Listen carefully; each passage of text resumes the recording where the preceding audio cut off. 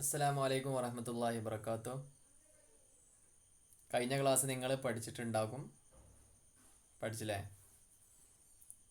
പഠിച്ചിട്ടില്ലെങ്കിൽ നന്നായിട്ടൊന്നും കൂടി നിങ്ങൾ പഠിക്കുക. ഓക്കെ. അപ്പോൾ ഏതായാലും ഇനി നമുക്ക് എടുക്കാനുള്ളത് ഖബർ ഉസ് തഹദീബ് കി യ സർസമീനെ പാക്ക് ഹെ ജിസ്സെ താകെ ഗുൽഷൻ യൂറോപ്പ് കി നംനാക് ഹെ.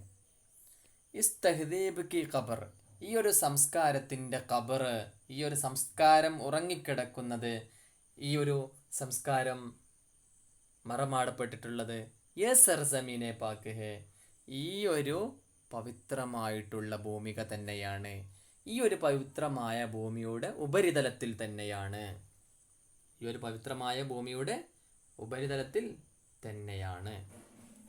ജിസ്സെ താകെ ഗുൽഷൻ, അതിനെ താകെ ഗുൽഷൻ, മുന്തിരിത്തോട്ടം. താകെ പറഞ്ഞാൽ തോട്ടം, ഗുൽഷൻ പറഞ്ഞാൽ താകെ പറഞ്ഞാൽ മുന്തിരി, ഗുൽഷൻ പറഞ്ഞാൽ തോട്ടം. അപ്പോൾ മുന്തിരിത്തോട്ടം, എവിടുത്തെ മുന്തിരിത്തോട്ടം? യൂറോപ്പിൻ്റെ. അപ്പോൾ യൂറോപ്പിൻ്റെ മുന്തിരിത്തോട്ടം, അത് കാരണമായിട്ട് യൂറോപ്പിൻ്റെ മുന്തിരിത്തോട്ടമാകുന്ന ആ ഒരു ഞരമ്പ്, ഞരമ്പ് നംനാക് ഹെ, നനഞ്ഞിട്ടുണ്ട്. അപ്പോൾ മനുഷ്യന്മാർക്ക് മാത്രമല്ല, യൂറോപ്പിലെ മുന്തിരിത്തോട്ടങ്ങളിൽ ഉണ്ടാകുന്ന ഒരു മുന്തിരിയുടെ ഞരമ്പ് പോലും ഈ ഒരു നല്ല ഇസ്ലാമിക സംസ്കാരം അവരൊക്കെ സ്വീകരിച്ചിട്ടുണ്ട്, അവരിലൊക്കെ വേരൂന്നിയിട്ടുണ്ട്. ആ മുന്തിരിത്തോട്ടങ്ങൾ പോലും, അതിൻ്റെ ഞരമ്പുകൾ പോലും നനഞ്ഞിട്ടുണ്ട്. മനസ്സിലായല്ലോ? താകെ പറഞ്ഞാൽ മുന്തിരി, ഗുൽഷനാണ് തോട്ടം, റഗറിന ഞരമ്പ്, നംനാക്കറ നനയ. പിന്നെ ഹുത്തയ കുസ്തൻതീനിയ, കോൺസ്റ്റാന്റിനോപ്പിളിൻ്റെ ആ ഒരു പ്ലാനിങ് പദ്ധതി. യാനി കൈസർ കാ ദിയാർ, കൈസറിൻ്റെ കൊട്ടാരം, പിന്നെ അല്ലെങ്കിൽ രാജ്യം, പട്ടണം, അതിനൊക്കെ ദിയാർ എന്ന് പറയും. കൈസറിൻ്റെ രാജ്യം, കൈസറിൻ്റെ പട്ടണം, അവിടെയൊക്കെ മഹ്ദിയെ ഉമ്മത്തിക്ക് സത്വത് കാ നിശാൻ പായദർ, അവിടെ പോലും എന്തുണ്ട്? മഹ്ദിയെ ഉമ്മത്തിക്ക് സത്വത് കാ നിശാൻ, സന്മാർഗം കാണിക്കുന്ന സമുദായത്തിൻ്റെ ആധിപത്യം. സത്വത്ത് പറഞ്ഞാൽ ആധിപത്യം. അപ്പോൾ സന്മാർഗം കാണിക്കുന്ന സമുദായത്തിൻ്റെ ആധിപത്യത്തിൻ്റെ നിശാൻ, അടയാളം, പായദാർ, ലഭിക്കുന്നതാണ്, കിട്ടുന്നതാണ്.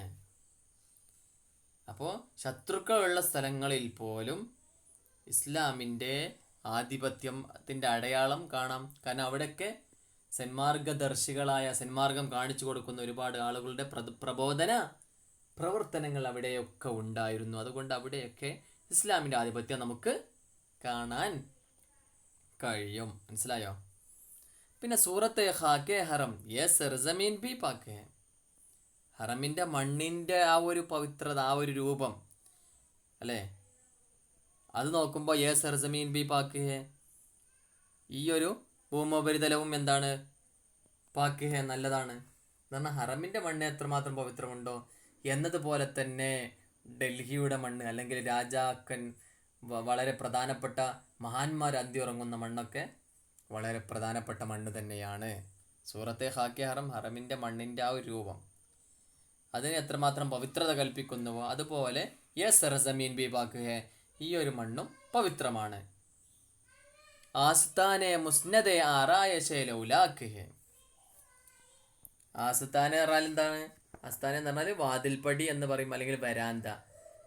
മുസ്നദെ ആറായ എന്ന് പറഞ്ഞാൽ രാജാവിൻ്റെ വിരിപ്പുകൾ കൊണ്ട് അലങ്കൃതമായ. മുസ്നദെ ആറായ പറഞ്ഞാൽ വിരിപ്പുകൾ കൊണ്ട് അലങ്കൃതമായ. ഷേർനാൽ രാജാവ്, ശരിക്കും ശ്രദ്ധിക്കുക. ഷേർന രാജാവ്, മുസ്നദെ ആറായ പറഞ്ഞാൽ പിന്നെ വിരിപ്പുകൾ കൊണ്ട് അലങ്കൃതമായ. അപ്പം മൊത്തത്തിൽ പറയുമ്പോൾ എന്താ പറയുക? രാജാവിൻ്റെ വിരിപ്പ് കൊണ്ട് അലങ്കൃതമായിട്ടുള്ള ഈ ഒരു വരാന്ത, ആസ്ഥാന പറഞ്ഞ വരാന്ത.